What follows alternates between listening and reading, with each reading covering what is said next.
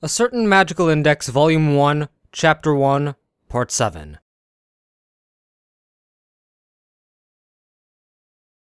The fire and smoke cleared to reveal a hellish landscape. What had remained of the metal railing had been pulverized like a jawbreaker, and even the floor tiles slopped around like molasses. The paint peeling off the walls had turned to ash, revealing the concrete beneath. The boy was nowhere to be seen, but Style did hear the sound of footsteps retreating beneath him. Innocentius. The sorcerer's voice came in a whisper. The sporadic flames once more assumed a human form, which leaped over the railing in pursuit of the footsteps. Subjectively, Style was surprised. It wasn't a problem. Just before the explosion, his swords had cleanly bisected the flaming giant, and Kamijou had released his right hand, hurling himself over the rail. As he fell, the boy had likely grabbed hold of the railing the next floor down and pulled himself onto the walkway. He'd done so without a safety net of any kind, pulled it off by sheer force of will. Style considered it reckless. But, The sorcerer smiled to himself. Index's 103,000 grimoires had revealed the weakness of his runes. As she'd said, his runic magic was fueled by a series of seals he'd inscribed. If those seals were removed, any magic drawn from them, no matter how powerful, would be instantly annihilated. But so what? He reassured himself, relaxing. You can't do it. You can't possibly destroy every single rune I've inscribed on this building. I thought I was really gonna die! Kamijou's heart was still attempting to pound its way free of his chest, following his 7th-story freefall without a lifeline. He sprinted down the straight passageway, looking around. He didn't wholly trust Index's assessment. At this point, his immediate concern was to get the hell away from Innocentius and regroup. But faced with the reality confronting him, he couldn't help but shout, "Damn it! What the hell's going on?" The problem wasn't that he didn't know where in the sprawling dormitory the runes were inscribed.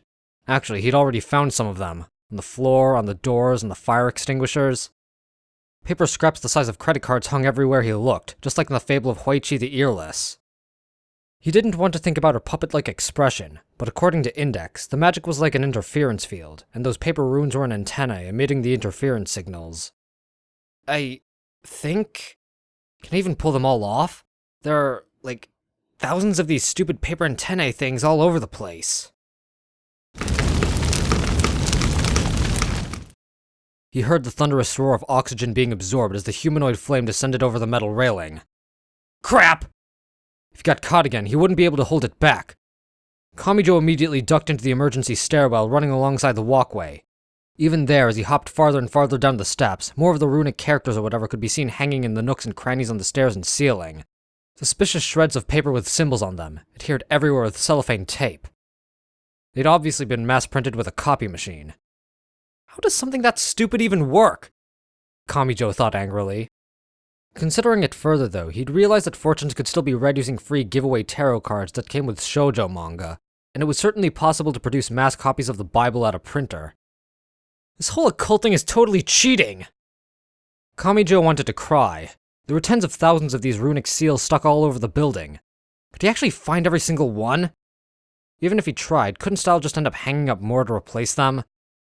His thoughts were cut short as Innocentius began descending the stairway after him. Damn! He gave up on the stairs and exited onto the next floor's hallway. The flame giant collided with the pavement, scattering embers everywhere, and bounded down the passage in pursuit. The hall was completely straight. At his usual speed, Kamijou wouldn't be able to shake Innocentius. Ugh! Kamijou grunted and glanced at the entrance to the emergency stairs. A label informed him that this was the 2nd floor.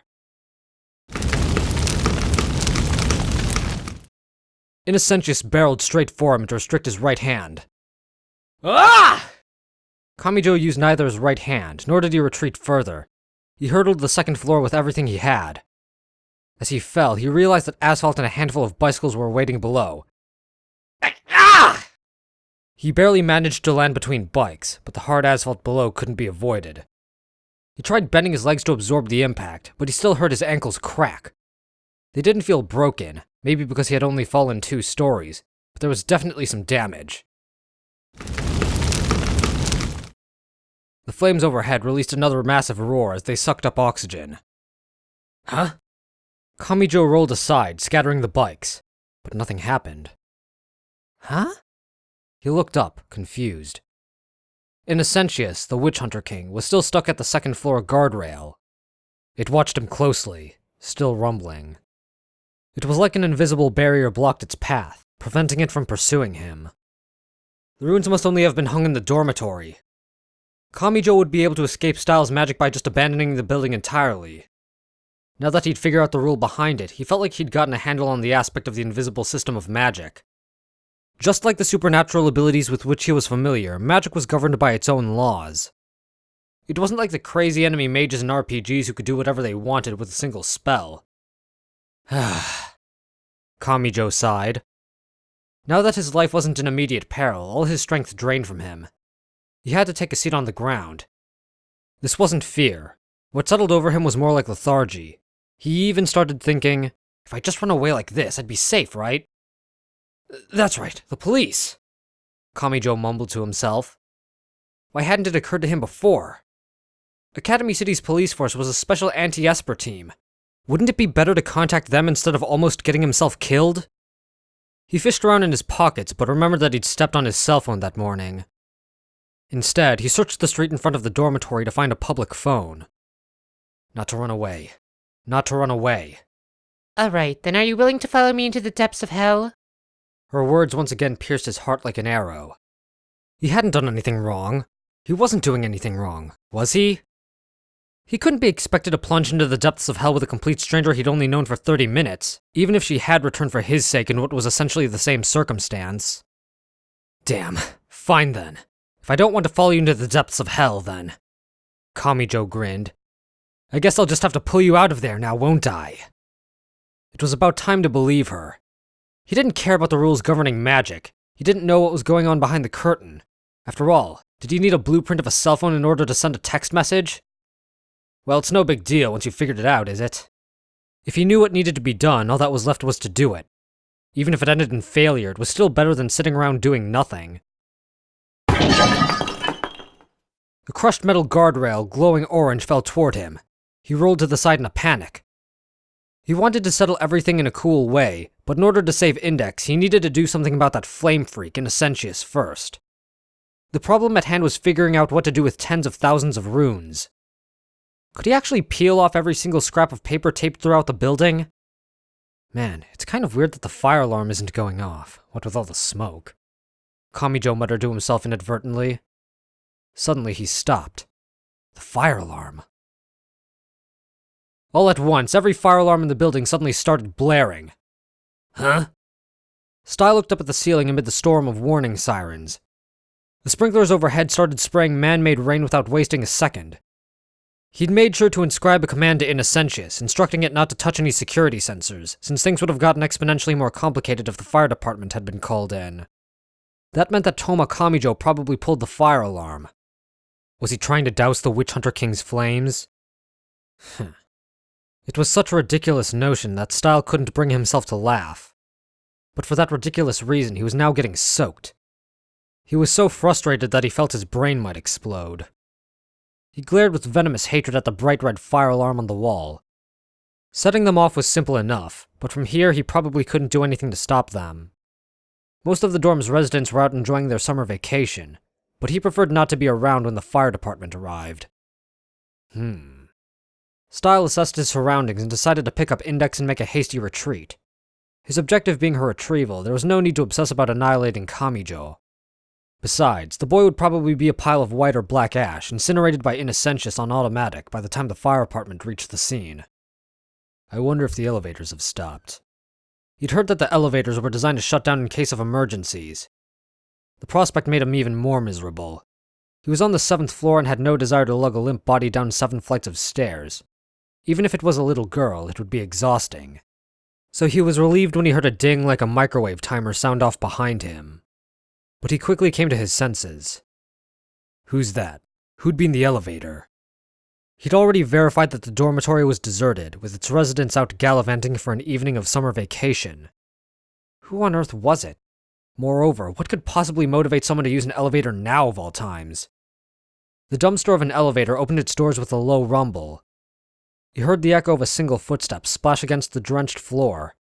Style turned slowly. He couldn't fathom why his insides were trembling in fear. There, at the end of the hallway, stood Toma Kamijou. What? What happened to Innocentius?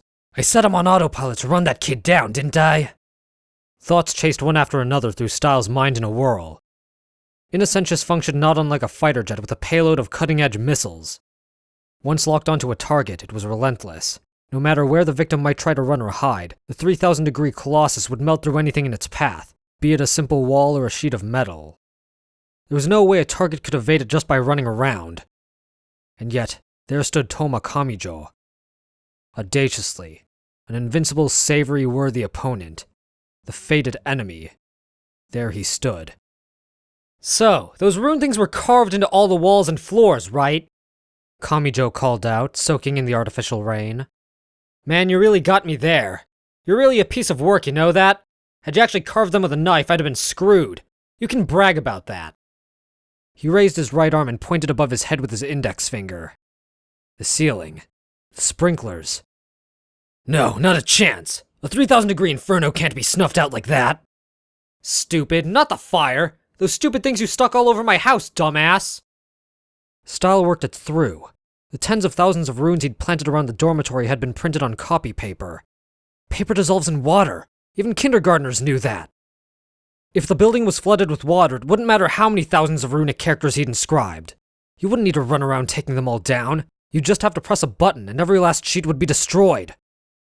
The muscles in the sorcerer's face contorted involuntarily. Innocentius!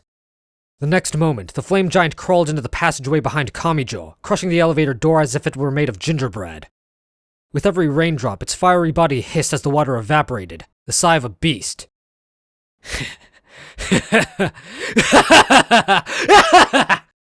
Amazing! You truly are a tactical genius. But you lack experience. Copy paper isn't toilet paper, you know. It's not weak enough to be melted by a little water. The sorcerer spread his arms wide, smiling tremendously, and barked, Kill him! Innocentius, the witch hunter king, hoisted his arm back like a hammer. Out of the way. That was all he said. Kamijou didn't even bother to turn around. The boy reached around to initiate contact between his right hand and the fire titan. Accompanied by a frankly hilarious sound, it went kablooey every which way. What? Style Magnus's heart skipped a beat. Innocentius was gone, and he wasn't coming back. Oozing blobs of pitch coated the walls, the floor, and the ceiling, doing little more than wriggling around a bit. That's impossible! How? How? My runes aren't wrecked yet! What about the ink? It seemed as if it took 5 years for Toma Kamijou's words to reach his ears. Even if the copy paper isn't ruined, the ink starts to run when the water hits it, right? Kamijou explained calmly. Though it seems like it didn't destroy every one of them. Fragments of Innocentius continued to writhe. The black blobs dissipated one by one with every spritz of artificial rain from the sprinklers, in much the same way that the ink on the talismans hung around the buildings was being diluted and sapped of its power. One by one they faded, until finally the last of them melted away and was gone. Innocentius! Innocentius! The sorcerer wailed, but he was pleading with someone who'd already hung up the phone on him. All right then. Kamijou's statement made the mage's entire body twitch. His feet took one step toward him. Innocentius! The sorcerer called out. The world did not answer. A foot advanced a second step. Innocentius! Innocentius! Innocentius! The sorcerer bellowed. The world held firm. Toma Kamijou shot at him like a projectile. Ashes to ashes! Dust to dust! Squeamish bloody rude! The sorcerer howled. Neither flaming giant nor fiery sword appeared. Toma Kamijou's feet finally closed the gap. He took one more step in and made a fist with his right hand. With his completely ordinary right hand. A right hand that was useless against anything but abnormal powers. A right hand that was incapable of taking down a single delinquent, of raising his test grades, or making him popular with the girls. But his right hand was very convenient. After all, it was capable of punching the shit out of the prick standing in front of him. Kamijou's fist plowed into the sorcerer's face. The mage's body spun around like a top, and the back of his head collided with the remnants of the metal guardrail.